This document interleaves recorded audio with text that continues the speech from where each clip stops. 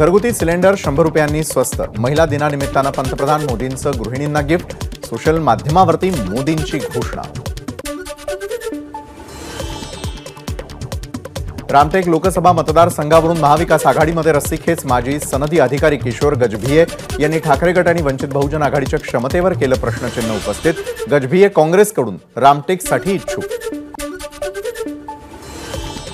जेजुरीमधील MIDC क्रीडा संकुल उद्घाटन कार्यक्रमाला शरद पवारांची हजेरी। सुप्रिया सुळेही कार्यक्रमाला उपस्थित। तुतारी फुंकून शरद पवारांचं केलं स्वागत। राज ठाकरेंनी नाशिकमधील काळाराम मंदिरामध्ये जाऊन घेतलं दर्शन। मंदिरामध्ये अमित ठाकरेंनी सपत्नीक केली पूजा। सिंधुदुर्ग जिल्ह्यामध्ये देवगड इथल्या कुणकेश्वर मंदिराच्या जत्रोत्सवाला आजपासून सुरुवात। शालेय शिक्षण मंत्री दीपक केसरकरांकडून शासकीय पूजा। सिंधुदुर्ग जिल्ह्यामधील देवगड पवनचक्की इथल्या गार्डनमध्ये सागराच्या गाजरीबरोबर अध्यात्माचीही अनुभूती घेता येणार। महाशिवरात्री निमित्तानं गार्डनमध्ये शंकराच्या भव्य मूर्तीचं नितेश राणे यांच्या हस्ते लोकार्पण। खासदार सुप्रिया सुळेंनी पुण्याच्या धायरीमधील धारेश्वर मंदिरात घेतलं दर्शन। महाशिवरात्री निमित्तानं सुप्रिया सुळे मंदिरात दर्शनासाठी।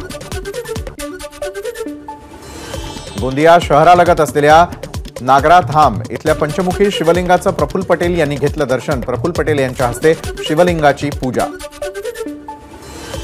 8वे ज्योतिर्लिंग असलेल्या हिंगोलीमधील औंढा नागनाथ मंदिरामध्ये महाशिवरात्री निमित्तानं शिवलिंगाला आंब्यांची आणि फुलांची आरास।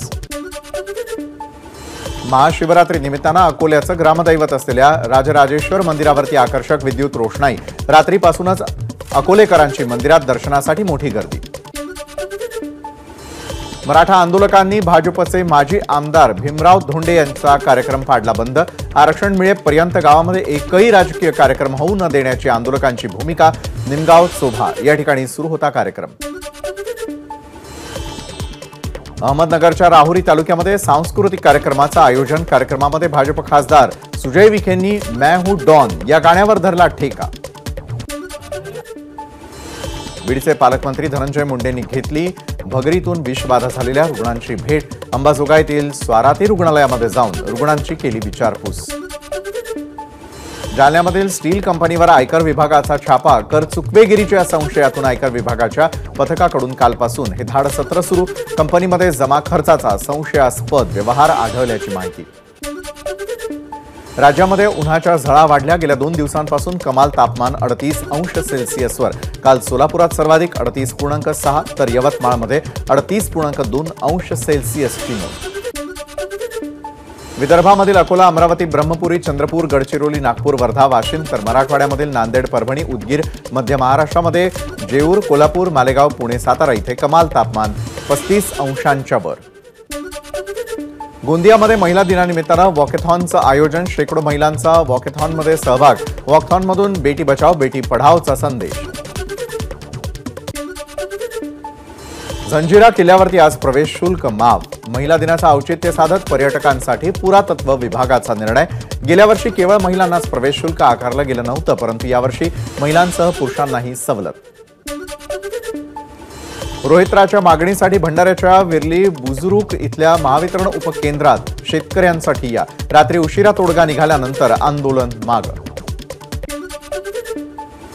डॉक्टर बाबासाहेब आंबेडकरांच्या नावाची कमान लावण्यावरून बाद। न्याय द्या अन्यथा मुंबई गाठू, बौद्ध बांधवांचा इशारा। आर्थिक अडचणींचा सामना करत असलेल्या अहमदनगर महापालिकेचा 1560 कोटी 91 लाख रुपयांचा अर्थसंकल्प। अर्थसंकल्पात कोणतीही नवीन कर वाढ नाही।